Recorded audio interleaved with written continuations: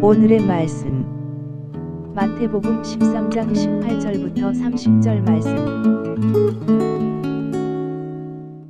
하나님 아버지 감사합니다. 오늘 이 아침에도 주님의 은혜를 사모함으로 주님 앞에 나왔습니다. 이 시간에도 우리 모두에게 말씀을 통해 하나님의 음성을 들려주옵소서. 예수님의 이름으로 기도합니다. 아멘. 할렐루야. 성교 성도 여러분, 오늘도 하나님의 은혜와 평강이 가득한 하루가 되시기를 축복합니다. 오늘 우리에게 주시는 하나님의 말씀은 마태복음 13장 18절에서 30절 말씀입니다. 예수님께서는 제자들에게 씨 뿌리는 비유를 들으라고 말씀하십니다. 18절, 그런즉 씨 뿌리는 비유를 들으라. 그들은 이미 무리와 함께 비유를 들었습니다. 그러나 말씀을 듣는 것에서 멈추지 말고 깨달아야 합니다. 많은 사람이 예수님의 말씀을 들으러 왔고 씨 뿌리는 비유를 들었습니다. 그러나 비유의 비밀을 듣기 위해 나온 이들은 제자들 뿐이었습니다. 말씀을 듣고 깨닫는 단계까지 나가려면 간절함과 갈급함이 있어야 합니다. 19절에서 23절까지 내용은 우리 주님께서 씨 뿌리는 자의 비유를 해설하신 말씀입니다.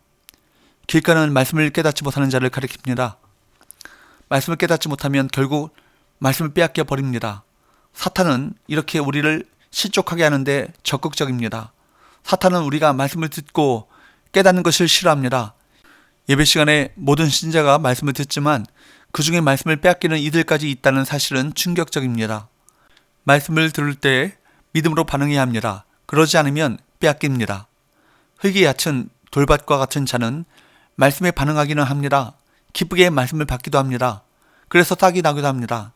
그러나 뿌리를 깊이 내리지 못해 환란이 임하면 곧 넘어지고 맙니다. 말씀을 듣고 반응할 때 환란이나 박해가 닥칠 수 있습니다. 그것을 이기려면 믿음의 뿌리를 내려야 합니다. 돌과 같이 단단하고 완고한 마음을 깨뜨려야 믿음의 뿌리를 견고하게 내릴 수 있습니다. 그 과정은 몹시 고통스러울 수 있습니다. 그렇지만 뿌리를 내려야 삽니다. 가시떨기와 같은 마음을 가진 사람은 뿌리를 내려 어느 정도 성장합니다. 그러나 그 성장에 한계가 있습니다. 앞선 두 부류는 말씀을 받는 마음에 문제가 있었다면 이들은 외부 환경에 좌우되는 것이 문제입니다. 세상의 염려와 재물의 유혹에 흔들려 결실로 이어지지 못합니다. 성도의 삶은 그저 잠깐의 헌신으로 완성되지 않습니다. 그 과정에서 치열한 영적 전쟁이 계속되는 것입니다. 갈등과 외부의 유혹과 부단히 믿음으로 싸워야 합니다. 이 싸움에서 패배하면 결실에 이르지 못합니다. 23절, 좋은 땅에 뿌려졌다는 것은 말씀을 듣고 깨닫는 자니 결실하여 어떤 것은 100배, 어떤 것은 60배, 어떤 것은 30배가 되느니라 하시더라. 좋은 땅과 같은 사람은 말씀을 깨닫는 자입니다. 말씀을 듣고 깨닫는 것은 말씀에 감동되고 그저 마음속으로 결심하는 데 그치지 않습니다.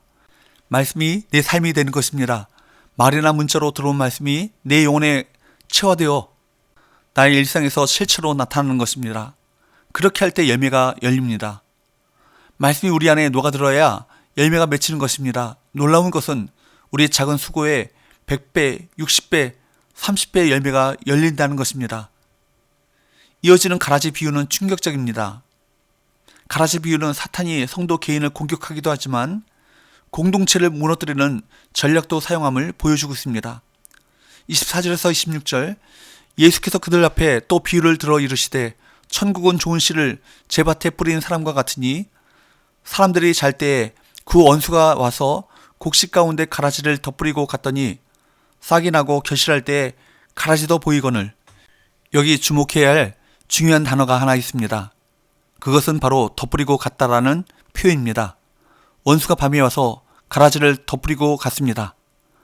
여기 가라지는 독보리로 처음에는 진짜 보리와 구분되지 않지만 시간이 지나면 정체가 드러나게 됩니다.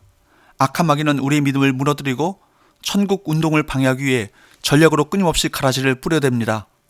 곡식밭에 가라지를 덧뿌리는 것이 마귀의 주특기입니다. 복음 아닌 것을 복음처럼 교묘하게 속여서 믿게 만듭니다.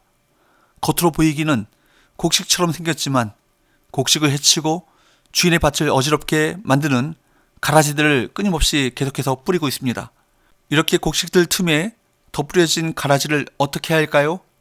우리는 당연히 가라지를 당장 뽑아버려야 한다고 말할 것입니다.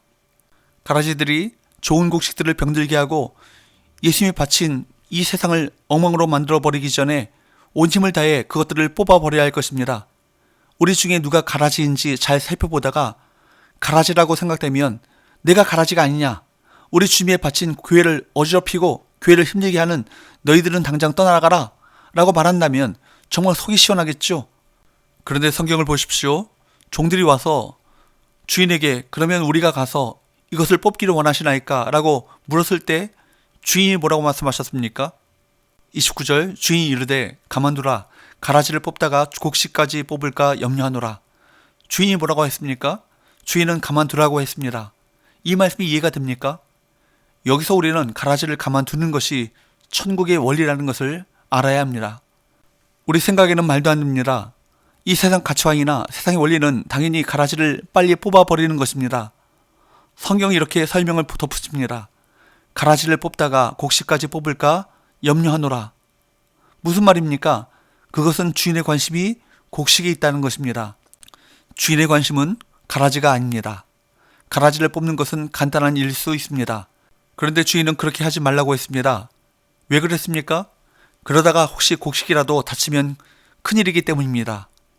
곡식을 다치게 하는 것, 곡식을 뽑는 것은 주인이 결코 원하는 것이 아닙니다. 가라지가 있다는 것보다 곡식을 다치지 않게 하는 것이 주인의 뜻입니다. 그리고 바로 이것이 천국의 원리인 것입니다. 주님이 이 땅에 오신 진짜 이유는 가라지를 심판하기 위해서가 아니라 곡식을 보호하고 지키기 위해, 곡식들이 풍성한 열매를 맺도록 하기 위해 오셨기 때문입니다. 하나님께서 당신의 아들을 이 땅에 보내신 것은 심판하기 위해서가 아닙니다. 주님이 세상을 심판하려면 얼마든지 할 수 있습니다. 그러나 심판보다 우리 인간들을 구원하는 것이 하늘 아버지의 뜻입니다. 그래서 예수님께서 십자가에 죽으셨습니다. 그런데 주님의 제자들인 우리가 서로 손을 헛되게 하고 예수를 욕되게 하는 것임을 알아야 합니다.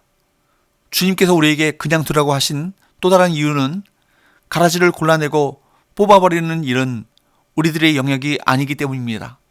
더 정확하게 말한다면 하나님께서는 그런 권한을 우리에게 주시지 않으셨습니다. 누가 곡식이고 누가 가라지인지는 오직 주님만이 아십니다. 그러니 섣불리 가라지를 뽑아버리겠다고 하지 말라는 것입니다. 서로 다른 사람을 향해 가라지라고 뽑아버려야 한다고 말하는 것은 하나님 자리를 넘보는 교만한 생각이요, 마귀에게 이용당하는 꼴이 될 수 있다는 사실을 꼭 기억해야 할 것입니다. 여러분, 우리 주님의 밭에는 곡식만 있는 것이 아니고 가라지도 함께 자라나고 있습니다. 그럴 때 가라지에게 집중해서 누가 가라지이고 또 저 가라지를 어떻게 뽑아낼 수 있을 것인가 고민하지 마십시오. 누가 곡식이고 누가 가라지인지는 오직 하나님만이 판단하실 수 있습니다. 우리가 가라지를 골라내려고 하는 그 자체가 교만 아니겠습니까? 그리고 마귀에게 속는 것입니다. 천국의 원리는 오히려 좋은 곡식이 다치지 않도록 하는 것입니다. 가라지를 뽑다가 곡식까지 뽑게 되는 것은 주님이 원하시는 것이 아닙니다. 세상적인 방법은 가라지에게 집중하는 것이지만 천국의 원리는 곡식을 보호하고 곡식이 잘 자라서 풍성한 열매를 맺게 하는 것입니다. 그러므로 다른 곡식들을 다치게 하지 말고 단지 추수 때까지 인내하면서 기다려야 합니다. 물론 가라지 때문에 아픔이 있을 수 있습니다. 그래도 그 가라지 때문에 곡식들이 지금보다 더 튼튼하게 자랄 수 있다는 유익을 먼저 생각하고 마지막 때까지 인내하면서 더 풍성한 생명의 열매를 많이 맺어야 할 것입니다. 결국 열매입니다. 가라지와 곡식이 섞여 있고 열매를 맺지 못하게 방해하고 공격하는 것들이 많이 있어도 믿음으로 인내하며 열매를 맺는 자는 추수 때에 하나님께서 기쁘게 거두실 것입니다. 영원한 천국 잔치에 기쁨으로 참여하게 될 것입니다. 현실은 늘 우리를 힘들게 합니다. 현실에 대해 불평만 하고 있으면 시험에 지는 것입니다. 믿음으로 인내하며 천국의 원리로 살아감으로 주님께서 원하시는 풍성한 열매를 맺는 성도들이 되시기를 축복합니다. 기도합시다. 하나님 아버지, 세상의 원리가 아닌 천국의 원리로 신앙생활 하기를 원합니다. 믿음으로 끝까지 인내함으로 주님께서 원하시는 풍성한 열매를 거두는 삶을 살게 하여 주옵소서. 예수님의 이름으로 기도합니다. 아멘.